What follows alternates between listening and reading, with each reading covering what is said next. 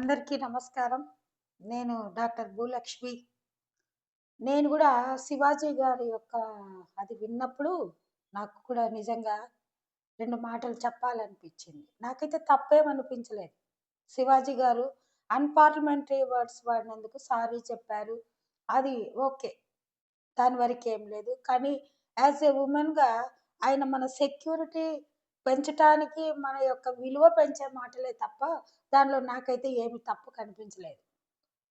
ఇదే సొసైటీలో మనం బ్రతుకుతున్నాం. అమ్మ, నాన్న, తమ్ముడు, అన్న, చెల్లెలు అందరం కలిసి ఉంటాం. ఎవరి సీక్రెట్ వాళ్ళు ఖచ్చితంగా మెయింటైన్ చేసుకోవాల్సిందే. ఇంట్లో బెడ్‌రూమ్ అని, బాత్రూమ్ అని ఎందుకు సెపరేట్‌గా ఉంటున్నాయి? మరి అందరం పబ్లిక్‌లోకి రావచ్చా?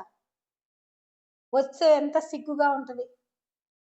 మరి మనకి సెక్యూరిటీ, మనకి ప్రైవసీ ఉండాలి కదా!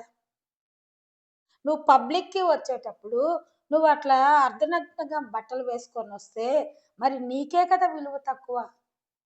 ఇప్పుడు ఎఫ్ ఛానల్ ఉందండి. అదే ఛానల్ క్లోజ్డ్ సర్క్యూట్‌లో తీస్తారు.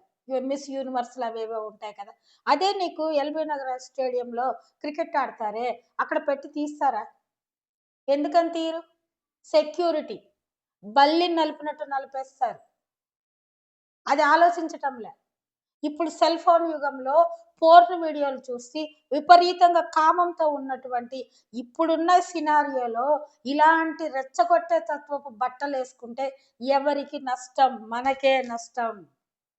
మన విలువ మనమే తగ్గించుకున్నట్టు అవుతది. బట్టలు కప్పుకోమని మగ మనిషి మనకి చెప్పాలా? ఆడ మనుషులమైన మనము, మనకి మగ మనిషి బట్టలు వేసుకోండమ్మని చెప్పే స్థితిలో ఉన్నామంటే మనము సిగ్గుపడాలండి. మరి సినీ యాక్టర్సే క్యారవాన్ ఎందుకు పెట్టుకున్నారు? మరి క్యారవాన్‌లో బట్టలెందుకు మార్చుకుంటున్నారు? పబ్లిక్‌గా మార్చుకోవచ్చు కదా! అది తప్పు సిగ్గము కాబట్టి. సిగ్గు ఆడ మనిషికి అది స్వతహాగా వస్తది, ఉండాలి, ఉంటుంది. కొంతమందిది అది మనం చెప్పలేం. మై వైఫ్ అంటారే గాని అవర్ వైఫ్ అనరు. అంటే నా భార్య, అమ్మా నాన్నల్ని మా అమ్మ, మా నాన్న అంటాం గానీ భార్యని మాత్రం మై వైఫ్ అనే అంటారు. పల్లెల్లో చూడండి ఇప్పటికీ ఎప్పుడైనా బాత్రూములు లేకపోతే మంచాలు అడ్డం పెట్టుకొని స్నానాలు చేస్తారు. చీరలు కట్టుకొని స్నానాలు చేస్తారు. ఎందుకని? సిగ్గు. ఆడ మనిషి అంటే ప్రకృతి. ఆడ మనిషి అంటే ఖచ్చితంగా ఒక దైవంగా, ఒక ప్రకృతి. చూస్తానే నమస్కారం అమ్మ అనాల గాని, ఏమే వస్తావా అన్నట్టు ఉండకూడదండి. అది మంచి జీవితం కాదు. రెస్పెక్ట్‌ఫుల్‌గా ఉండాలి. డ్రెస్ కోడ్ ఉంది మనకి. ఎందుకు లేదు?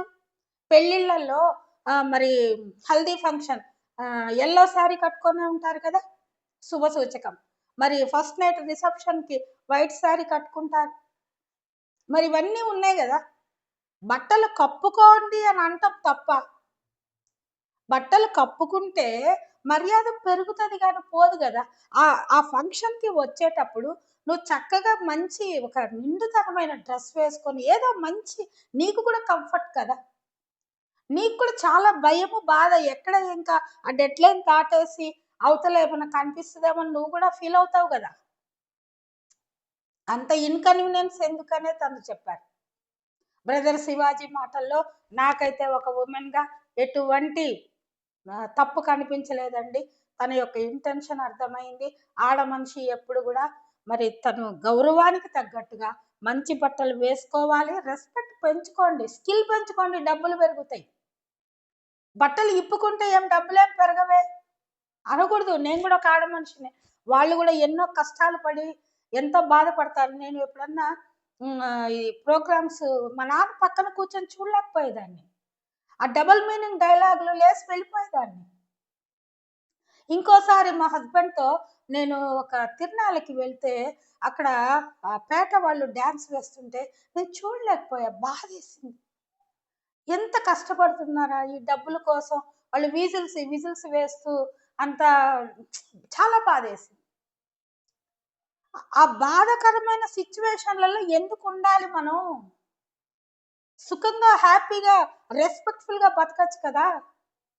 దిగజార్చుకునేటట్టుగా ఎందుకుండాలి?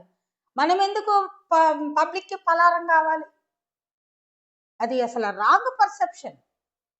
నువ్వు నిజంగా అలాగే అర్ధనగ్నంగా నువ్వు సొసైటీలో తిరగండి.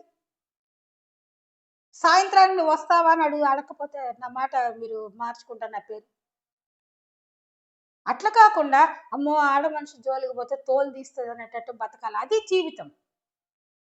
అంతేగాని ఈ ఇష్టం వచ్చినట్టుగా డ్రెస్ సెన్స్ ఉండాలండి. డ్రెస్ సెన్స్ లేకపోతే ఎలా?